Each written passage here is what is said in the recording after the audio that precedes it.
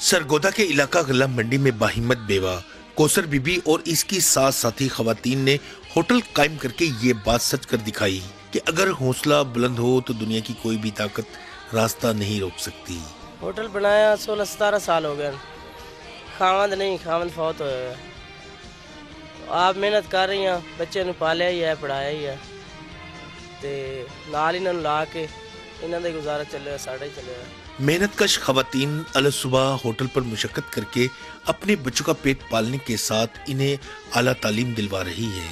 तो मैं बेवा औरत हाँ, लिहाजा मेरी इमदाद की जाए। मेरे बच्चे पढ़ा रही हैं, मैं मजदूरी करके बच्चों को पालिया।